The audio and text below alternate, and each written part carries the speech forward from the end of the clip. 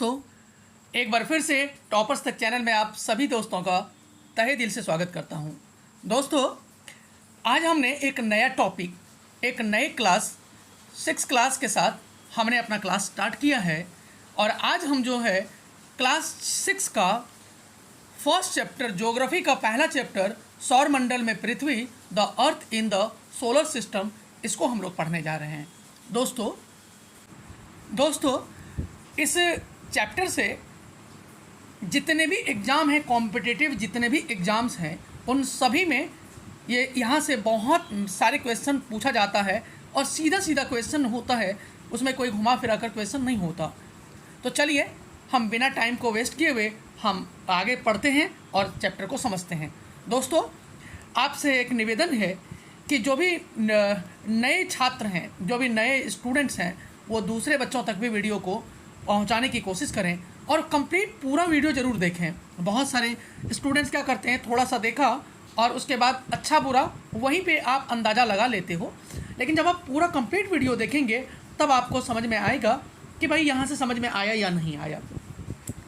और दूसरे बच्चों तक भी वीडियो को पहुँचाने में की कोशिश करें और लाइक एंड सब्सक्राइब भी ज़रूर करें। चलिए हम आगे चलते हैं बिना टाइम को वेस्ट किए हुए। The earth in the solar system कह रहा है, how wonderful is it to the watch the sky after sunset, one would first notice on one or two brights dots shining in the sky. कह रहा है सूर्यास्त के बाद आकाश को देखना, हाउ वंडरफुल, कितना अच्छा लगता है। वन वुड फर्स्ट नोटिस और one two bright dots shining in the sky. कह रहे आसमान में जब सूर्यास्त होने को होता है, जब सूर्य डूबने को होता है, तो आसमान में पहले एक या दो बिंदु चमकते हैं, लेकिन बाद में धीरे धीरे बहुत सारे शाइनिंग स्टार्स जो हैं, बहुत सारे चमकते हुए तारे दिखने लग जाते हैं। Soon you would be see the number increasing. और धीरे धीरे क्या होता है, बाद में क्या होता है, इनकी संख्या क्या होता है, बढ़ती जाती है।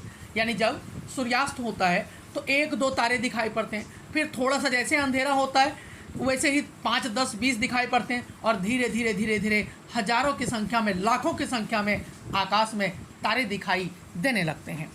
कह रहे you can not count them any more. कह रहे आप उनको काउंट नहीं कर सकते, आप उनको काउंटिंग नहीं कर सकते, उसको गिनती नहीं कर सकते कि आकाश में कितने तारे हैं। The whole sky is filled with tiny shining objects, some are brights other dim. कह रहा है पूरे आकाश में, संपूर्ण आकाश में छोटी छोटी चमकदार वस्तुओं से भर जाता है। शाइनिंग ऑब्जेक्ट, छोटे छोटे चमकने वाले तारों से भर जाता है, और उसमें से कुछ तारे जो होते हैं वो चमकदार होते हैं, ब्राइट होते हैं, चमकीले होते हैं, और कुछ जो है डिम मतलब धुंधले होते हैं। कुछ तारे बहुत चमकीले होते हैं, जैसे आपने शुक्र को देखा होगा, जैसे आपने चंद्रमा भी को देखा होगा, या और बड़े बड़े तारे हैं उनको बहुत ज़्यादा चमकते हैं, जबकि कुछ कुछ बहुत धीमे धीमे चमकते हैं, तो उसे डिम स्काई कहते हैं, डिम ब्राइट्स कहते हैं, डिम अदर ऑब्जेक्ट्स कहते हैं। It seems as if the sky is studded with diamonds. कह रहा है ऐसा प्रतीत होता है मानो आकाश में हीरे जड़े हों। यानी कह रहा है it seems as if the sky is studded with diamonds. जैसा लगता है कि आकाश में हीरे जैसा, जैसे हीरा चमकता है वैसे ही पूरा आकाश चमचमाता हुआ नजर आता है। They all appear to be twinkling. कह रहा है कि इनमें से कुछ टिमटिमाते नजर आते हैं। ट्विंकलिंग का मतलब होता है टिमटिमाना। तो कुछ तारे तो टिमटिमाते हुए नजर आते हैं, और but if you look at them carefully you will notice that some of them do not twinkle as others do. कह रहा है लेकिन अगर आप उनको ध्यान से देखोगे, अगर आप उसके ध्यान से देखेंगे तो आप पाओगे कि इनमें से कुछ की टिमटिमाहट जो है वो दूसरे तारों से बिल्कुल डिफरेंट है। They simply glow without any flickers just as the moon shines. कह रही ये बिना किसी टिमटिमाहट के चंद्रमा के समान चमकता है। तो हमने अभी देखा कि किस प्रकार आकाश में जो है तारे चमकते हुए नजर आते हैं। आगे हम लोग देखते हैं दोस्तों, along with these bright objects You may also see the moon on most of the days. It may, however, appear at different times in different shapes and different position. कह रहा है इन चमकीले वस्तुओं के साथ आप लगभग जो है चंद्रमा को भी देखते होंगे। वही कह रहा है moon on the most of the day, जितने दिन आप देखते हो क्या उनमें से सब दिन 30 के 30 दिन आप चंद्रमा को आकाश में देखते हो? यह अलग अलग आकार, लेकिन 30 के 30 दिन चंद्रमा आकाश में नहीं दिखाई पड़ता। 15 दिन दिखाई पड़ता है, फिर 15 दिन जो है घटता हुआ दिखाई पड़ता है, फिर 15 दिन बढ़ता हुआ दिखाई पड़ता है। तो वही कह रहा है यहाँ, अगर आप 30 के 30 दिन अगर चंद्रमा को देखते हो तो आप उनके शेप में, आप उनके डिफरेंट पोजीशन में अंतर देख सकते हो। You can see the full moon only once in about a month's time. कह रहा है आपने देखा होगा कि चंद्रमा जो फुल मून होता है, पूरा चंद्रमा होता है, वो महीने में एक ही दिन होता है, और जिस दिन होता है उस दिन उसे क्या कहते हैं? पूर्णिमा वाली रात कहते हैं। क्या कहते हैं दोस्तों? पूर्णिमा वाली रात। और फिर यह कह रहा है इट फुल मून नाइट और पूर्णिमा, और इस दिन को हम लोग फुल मून कहते हैं या पूर्णिमा कहते हैं। A fortnight later you can not see it at all, it is a new moon night और अमावस्या। कह रहा है कि आप 15 दिन के बाद आप इसे नहीं देख सकते, या नई चंद्रमा की रात होती है, और नई चंद्रमा की रात जिस दिन होती है उसे अमावस्या कहते हैं। कह रहा है on this day you can watch the night sky best provided it is a clear night. और कह रहा है कि ऐसी रात में अगर आसमान साफ है तो आसमान का आप अच्छे से अवलोकन कर सकते हो, आप उसे निहार सकते हो। जिस दिन अमावस्या होता है, जिस दिन न्यू मून होता है, उस दिन अंधेरा रहता है और चारों तरफ आकाश जो है वो तारों से भर जाता है। इस दिन आप आकाश में तारों को टिमटिमाते हुए देख सकते हो। तो यहाँ से 2 क्वेश्चन आपका समझ में आ जाना चाहिए आपको। फुल मून क्या होता है? फुल मून को पूर्णिमा कहते हैं और न्यू मून को अमावस्या कहते हैं। ये 2 क्वेश्चन एग्जाम में कई बार पूछा गया है कि फुल मून कब होता है और जो है न्यू मून कब होता है। आगे देखते हैं।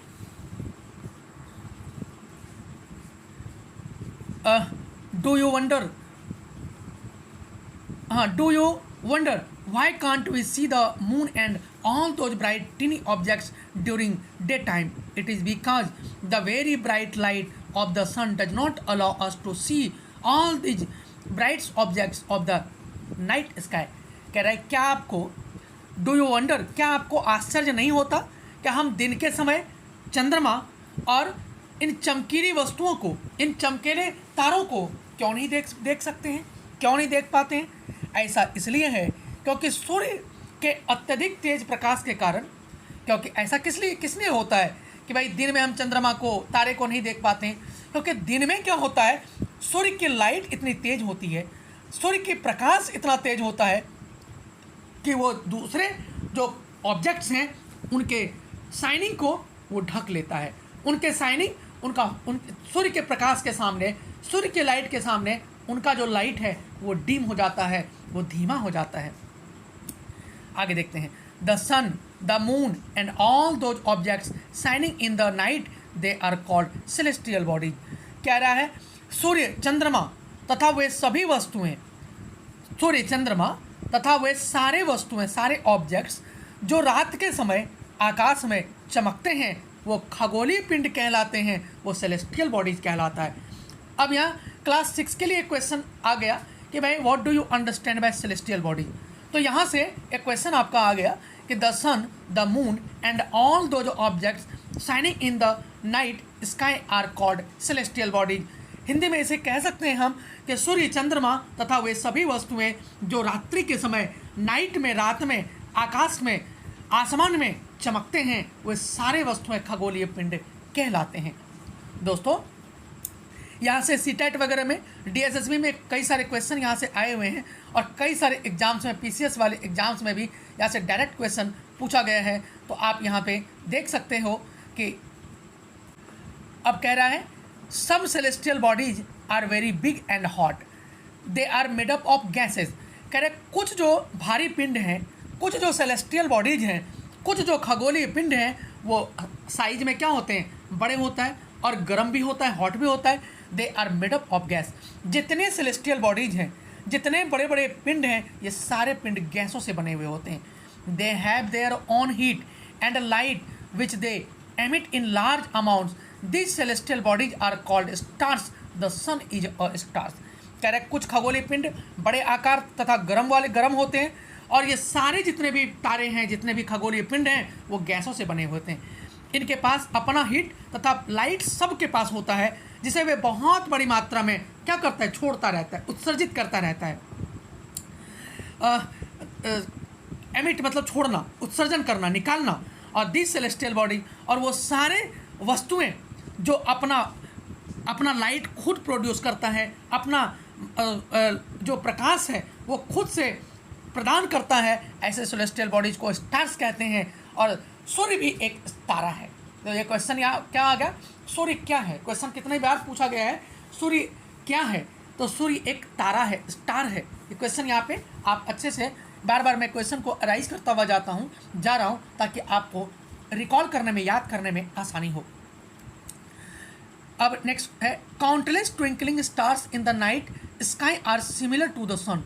कह रहा है जो भी, जिसको भी हम गिन नहीं सकते, रात के समय जो अनगिनत तारे हैं आकाश में, जो सूर्य के समान हैं, but we do not feel their heat और लाइट।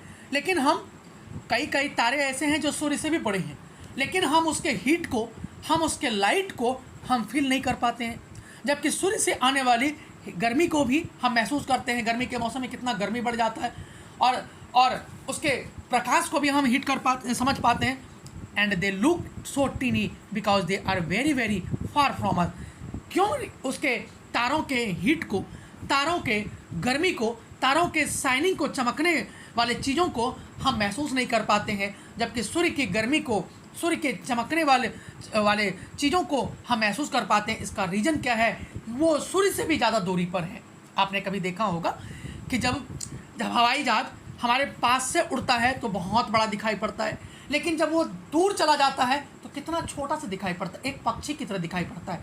दोस्तों सेम ऐसा ही होता है, हमारे से जितना अधिक नज़दीक होगा वो बड़ा दिखाई पड़ेगा, और जितना दूर जाता हुआ दिखाई पड़ेगा उसका साइज उतना ही छोटा होता जाएगा। उसके चमकने की जो प्रकृति है वो उतना ही दूर होता चला जाएगा, और वो चमकने का जो आने का जो टाइमिंग है वो भी बढ़ता चला जाएगा। तो दोस्तों यहाँ से कई सारे क्वेश्चन डायरेक्ट यहाँ से आते हैं पेपर में, तो आप इसे देख सकते हो और आप इसे याद कर सकते हो। थोड़ा सा हम लोग इसको देख लेते हैं। लेट अस डू, आओ सब मिल करके करें और थोड़ा समझें। You will need a torch, one sheet or a plain paper, pencil and a needle. कह रहे आप क्या कर लें, एक टॉर्च ले लें, एक सादा कागज़ ले लें, एक पेंसिल ले लें तथा एक नीडल ले लें, सुई ले लें। अब थोड़ा सा इसको करके हम लोग देखते हैं और समझने की कोशिश करते हैं। Place the torch in the centre of the paper with its glass front touching the paper. कागज के बीच में एक पेपर है, उसके बीच में टॉर्च को इस प्रकार से रखो कि उसका जो शीशा है वो कागज़ से बिल्कुल सटा हुआ हो।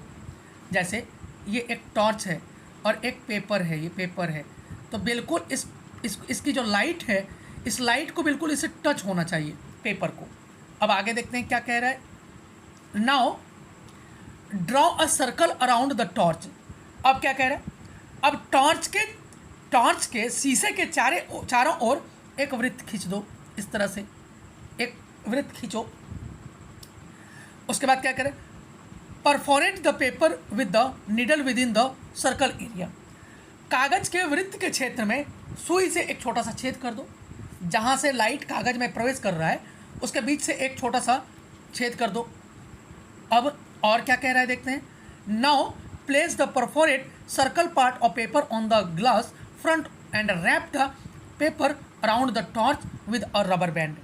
अब कागज में जहाँ से आपने होल किया था, छेद किया था, उस भाग को टॉर्च के शीशे के सामने की तरफ रखें तथा टॉर्च के चारों ओर कागज को लपेटकर रबर बैंड पर आप लगा दीजिए।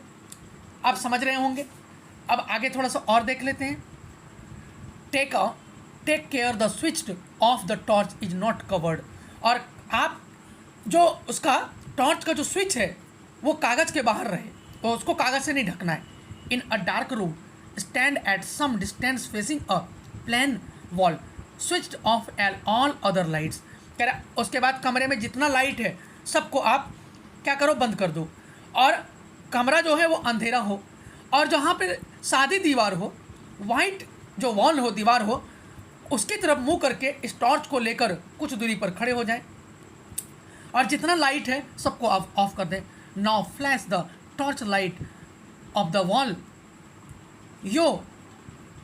you will see numerous dots of lights on the wall like stars shine in the night।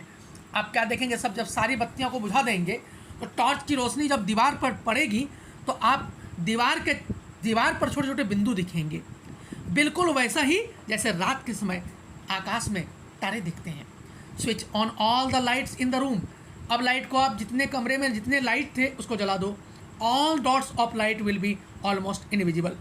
अब जो और लाइट भी, सब लाइट जला भी दो और टॉर्च भी जले रहने दो, तो क्या देखेंगे कि अंधेरे कमरे में जितना लाइट जल रहा था वो सारे जो डॉट्स दिखाई पड़ रहे थे वो सारे गायब हो गए।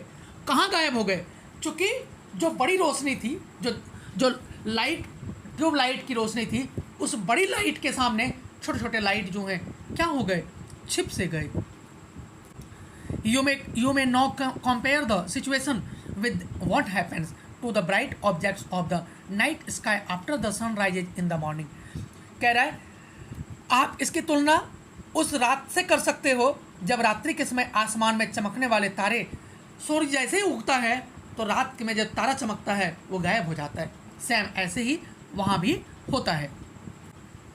आपने you must have noticed that all objects look smaller when seen from a distance. कह रहा है आपने नोटिस किया होगा कि looks smaller when seen from a distance. जब किसी भी चीज़ को आप बहुत दूरी से देखते हो तो आपको वह चीज़ छोटी दिखने लगती है। अभी मैंने एक हवाई जहाज़ का एग्जांपल दिया था कि जब आप हवाई जहाज़ देखने के लिए जाते हो, जब आपके पास होता है तो वो बहुत बड़ा दिखता है, थोड़ा जब उड़ना शुरू करता है थोड़ा सा ऊपर जाता है थोड़ा छोटा दिखता है, थोड़ा सा और ऊपर जाता है थोड़ा छोटा दिखता है, और एक टाइम ऐसा आता है कि बिल्कुल जब ऊपर चला जाता है तो वो बहुत ऐसे लगता है कि पक्षी की तरह, और उससे भी छोटा थोड़ा दूर चला जाता है तब वो हमें दिखाई भी नहीं पड़ता। तो सेम ऐसे ही कोई भी चीज़ें जब बहुत दूरी से देखते हैं तो वह चीज़ छोटी, और जब नज़दीक से देखते हैं तो वही चीज़ें बड़ी दिखाई पड़ती है। How small an aeroplane looks when it is flying at a great height. या वही कह रहा है कि जब अत्यधिक हाइट पर, ऊंचाई पर जब हवाई जहाज उड़ रहा होता है तो वो छोटा दिखाई पड़ता है, लेकिन जब पास से दिखाई उड़ता है तो वह बड़ा दिखाई पड़ता है। सेम ऐसे ही रात में चमकने वाले तारे के बारे में भी ऐसा ही होता है। आगे है दोस्तों, while watching the night sky you may notice various patterns formed by different groups of stars. कह रहे रात में आसमान की तरफ अगर आप देखेंगे तो आप बहुत सारे ग्रुप्स ऑफ स्टार्स, तारों के ग्रुप को देख सकते हो। They are called constellations. और ये जो तारे के ग्रुप हैं, बहुत सारे तारों के द्वारा जो समूह बनाया जाता है, ग्रुप बनाया जाता है, ये कॉन्स्टिलेशन कहलाता है, ये नक्षत्र मंडल कहलाता है। अब क्वेश्चन यहाँ पे आ गया कि भाई नक्षत्र मंडल कॉन्स्टिलेशन क्या होता है, तो कह रहा है कि different groups of stars called constellation. बहुत सारे तारों के समूह को, बहुत सारे तारों के ग्रुप को हम लोग कॉन्स्टिलेशन कहते हैं, और बहुत सारे तारों के समूह को हम लोग नक्षत्र मंडल कहते हैं। आगे देखते हैं। दीज आर अर्सा मेजर और Big Bear is one such constellation. कह रहा है अर्सा मेजर या बिग बियर इसी प्रकार का एक नक्षत्र मंडल है। यानी अर्सा मेजर और बिग बियर का मतलब क्या हो गया यहाँ पे कि कई सारे तारों के समूह को हम लोग कॉन्स्टिलेशन कहते हैं, और कई सारे नक्षत्र मंडल मिल करके अर्सा मेजर या बिग बियर कहलाते हैं। यानी अर्सा मेजर बराबर कॉन्स्टिलेशन, बहुत सारे तारों के समूह को हम लोग अर्सा मेजर कहते हैं। आगे है दोस्तों, one of the most easily recognisable constellation is the Saptarishi. Saptarishi, 7 ऋषि सेजेज। दोस्तों आपने देखा होगा ये क्वेश्चन जो है आईएएस में पेपर में पूछा गया है, ये वाला कि भाई सप्तऋषि क्या कहलाता है, किसे कहते हैं। सप्तऋषि किस दिशा में उगता है, ये क्वेश्चन पेपर में पूछा गया था, आईएएस के पेपर में भी पूछा गया था, और सी टेट वाले में, डीएसएसबी में तो कई बार ये क्वेश्चन यहाँ से पूछा गया है। It is a group of 7 stars, 7 तारों के समूह को सप्तऋषि कहते हैं। 7 तारे ग्रुप में रहते हैं, सप्तऋषि कहते हैं। That forms a part of Ursa Major constellation, और यह जो 7 तारों का समूह है उसे अर्सा मेजर कॉन्स्टिलेशन भी कहलाता है। यह 7 तारों का जो समूह है वो एक बड़े नक्षत्र मंडल यानी अर्सा मेजर का ही भाग होता है। दोस्तों, ask someone elder in your family or neighbourhood to show you more stars, planets and constellation in the sky. कह रहा है आप अपने परिवार या पड़ोस में जो पढ़े लिखे व्यक्ति हैं उनसे कहिए कि वह आपको आसमान में अधिक तारों, ग्रहों और नक्षत्र मंडलों को दिखाए, यानी बहुत सारे तारों को, प्लैनेट्स को और कॉन्स्टिलेशन को आकाश में क्या करे, दिखाए। In ancient times people used to determine direction during the night with the help of stars. आज प्राचीन समय में, आज से 1000, 1500, 2000 साल पहले, जब लोगों को समय के बारे में, लोगों को टाइम के बारे में, घड़ी के बारे में पता नहीं था, तब लोग कैसे पता करते थे कि कौन सा नॉर्थ है, कौन सा साउथ है, या रात में जब लोग अपने व्यापार के लिए चलते थे तब लोग कैसे पता करते थे कि हम कौन सी दिशा में जा रहे हैं। दोस्तों, उस समय डायरेक्शन के बारे में लोग जो है स्टार्स की हेल्प लेते थे, तारे की मदद से वो आगे बढ़ते थे। The north star indicates the north direction. North जो दक्षिण में, उत्तर में, नॉर्थ का मतलब है उत्तर, उत्तर में जो तारे होते थे वो उत्तरी दिशा को इंडिकेट करता था। और it is also called the pole star, और जो उत्तर में होते थे, उत्तरी दिशा को बताता था, उसे ध्रुव तारा भी कहते थे। अब ये क्वेश्चन यहाँ कई सारे एग्जाम्स में पूछा गया है, सीटेट में तो पूछा ही गया है, आईएएस में भी एक बार क्वेश्चन ये पूछा गया है कि जो ध्रुव तारा किसे कहते हैं, या ध्रुव तारा किस दिशा को इंडिकेट करता है। तो नॉर्थ साइड को ध्रुव तारा जो है वो नॉर्थ साइड को इंडिकेट करता है। ध्रुव तारा, यहाँ देखिए, जो ध्रुव तारा है वो नॉर्थ साइड को इंडिकेट करता है, तो ये याद रखेंगे। Pole star indicates the north direction, it always remains in the same position in the sky. कह रहा है ये आसमान में हमेशा एक ही स्थान पर रहता है और हमेशा नॉर्थ पोजीशन को ही ये इंडिकेट करता है। We can locate the position in the pole star with the help of the Saptarishi. कह रहा है यह आसमान में हमेशा एक ही स्थान पर रहता है, हम सप्तऋषि की सहायता से ध्रुव तारे की स्थिति को जान सकते हैं। Look at the will notice that if an imaginary line is the pioneer stars and extended further the pole star। वह कह रहा है कि हम सप्तऋषि की सहायता से ध्रुव तारे की स्थिति को जान सकते हैं। आप देखेंगे आप देखेंगे कि सप्तऋषि मंडल के चारों तरफ तारों को आपस में आप अगर मिलाएंगे या एक काल्पनिक रेखा खींचोगे तो आप उसे आगे की ओर बढ़ा करके ध्रुव तारे की ओर आप उसे बढ़ा सकते हो, पॉइंट कर सकते हो ध्रुव तारा किस दिशा में जा रहा है। आगे यहाँ पे हम देख लेते हैं, थोड़ा सा देखो यहाँ पे।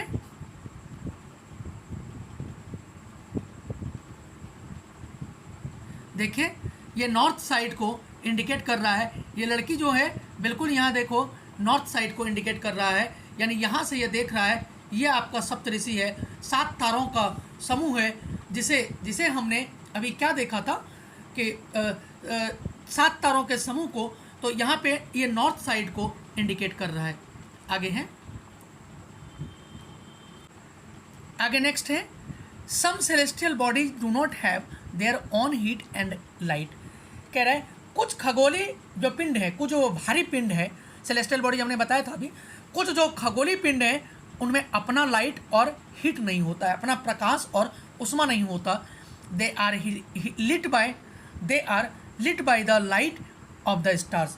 वो अपना जो प्रकाश होते हैं, वो जो लाइट उनके पास पहुंचता है वो तारों के प्रकाश से प्रकाशित होते हैं। वही कह रहा है सच बॉडीज आर कॉल्ड प्लैनेट्स, और ऐसे ग्रह जिनके पास अपना प्रकाश नहीं है, दूसरे के प्रकाश से प्रकाशित होते हैं, ऐसे ग्रहों को प्लैनेट कहते हैं। The word planet comes from the Greek word planetai which means wanders. अब ये क्वेश्चन पेपर में पूछा गया है, कई सारे एग्जाम्स में पूछा गया है। मैं सारे एग्जाम्स की क्या बात करूँ, सीटेट में भी क्वेश्चन पूछा गया है और कई सारे पीसीएस में, सीजीएल में भी क्वेश्चन पूछा गया है कि भाई प्लैनेट जो है वो किस भाषा से लिया गया है। तो ये प्लैनेट जो है प्लेनेटाई शब्द से बना है और इसका मतलब होता है, इसका अर्थ होता है परिभ्रमक, वांडर्स, यानी परिभ्रमक का मतलब होता है कि चारों तरफ घूमना, यानी अपना संपूर्ण, यानी कहने का मतलब ये the earth on which we live is a planet, it lets all its heat and light from the sun. जितने भी तारे हैं वो सारे सूर्य के प्रकाश से प्रकाशित होते हैं। From the sun which is our nearest star, और जो वो हमारे नज़दीक का तारा है, यानी कहने का मतलब है जिस पर हम रहते हैं, पृथ्वी जिस पर हम रहते हैं वो एक ग्रह है। आपको पता है यह अपना पूरा प्रकाश, पृथ्वी पर जो पूरा लाइट और हीट आता है वो कहाँ से आता है, सूर्य से आता है। If we look at the earth from a great distance से the moon, it will appear to be shining just as the moon. यानी कह रहा है यह अपना संपूर्ण प्रकाश और उष्मा सूर्य से प्रकाश प्राप्त करता है। पृथ्वी के सबसे नज़दीक का तारा है। पृथ्वी को बहुत अधिक दूरी से, जैसे चंद्रमा से देखने पर यह चंद्रमा की तरह चमकती हुई प्रतीत होती है। तो हमारे धरती के पास अपना हीट और लाइट नहीं है, हम लोग सूर्य के प्रकाश से हीट और लाइट ग्रहण करते हैं, लेते हैं हम लोग। आगे देखते हैं दोस्तों, the moon that we see in the sky is a satellite. कह रहा है, यहाँ पे कह रहा है जिस चंद्रमा को हम लोग स्काई पर आकाश में देखते हैं, it is a companion of our earth and moves around it. वह हमारे पृथ्वी के चारों ओर घूमता है। Like our earth there are 8 other planets that we get heat and light from the sun. 8 जो तारे हैं, पहले 9 ग्रह थे लेकिन अब जो है 8 ही हैं। वो 8 ग्रह जो है सूर्य के प्रकाश से हीट और लाइट दोनों ही ग्रहण करता है और सूर्य के प्रकाश से ही यह प्रकाशित होता है। Some of them have their moon too, उसमें से कुछ जो ग्रह हैं वो चंद्रमा है। चंद्रमा भी सूर्य के प्रकाश से प्रकाशित होता है। तो दोस्तों आज की क्लास हम लोग यहीं रहने देते हैं। अगर आपको ये क्लास अच्छी लगी हो, आपको अगर समझ में आया हुआ हो, आपको लगता हो कि यहाँ से आप दूसरे एग्ज़ाम्स को क्रैक कर सकते हो, आपका क्वेश्चन अगर यहाँ से पकड़ में आ रहा है, आपको अगर समझ में आ रहा है, तो केवल आप ये अपने तक ना रखें, दूसरे बच्चों तक भी इस वीडियो को पहुँचाने की कोशिश करें। आपको कैसी लगी वीडियो, आप अपने कमेंट सेक्शन में जाकर के कमेंट में ज़रूर से ज़रूर बताएं। चलिए, बहुत बहुत धन्यवाद दोस्तों, बहुत बहुत धन्यवाद। जय हिंद, जय भारत।